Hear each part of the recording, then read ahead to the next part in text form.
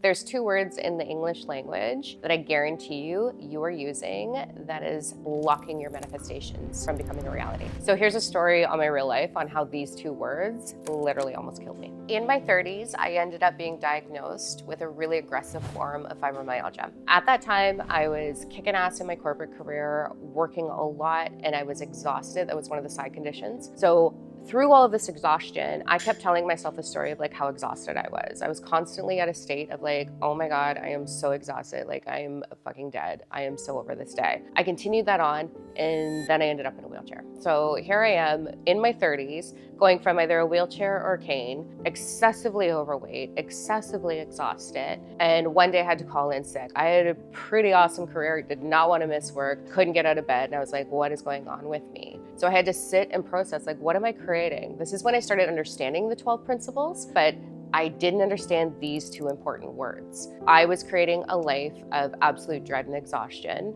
unknowingly. So I'm going to ask you a question.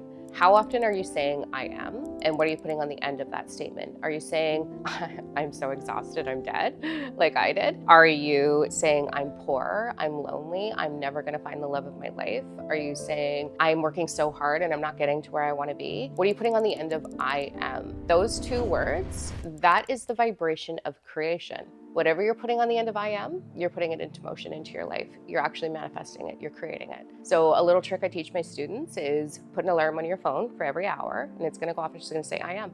And you're gonna ask yourself, what have I said over the last hour? Where am I at? What am I putting into motion? What am I creating for myself? Then you're gonna do this one beautiful trick. You're gonna make it positive and present. So when I was walking with a cane, when I was at my lowest point, to the point of actually getting an 8-week death notice, they were like, 8 weeks, babe, and then you're gone. I then started to make my statements positive and present. So instead of saying I'm exhausted, I switched it into I am going to love my bed so much tonight. Do you feel the difference between those two vibes? That's what I want you to do. I am a huge believer in setting yourself up for success. These are new habits that you're going to develop. This isn't like you can go with your I am statements for a day and feel like you're just going to change your whole life. This is a way of living. You've got to set yourself up for success. So I don't care if that's a screensaver on your phone that says I am and make it positive and present. Is it sticky notes? I have sticky notes all over my house. Is it a screensaver on your laptop? Is it an alarm on your phone? I've even had students actually write it right here on their hand, be like, I am, like pay attention because you see your hand all the time.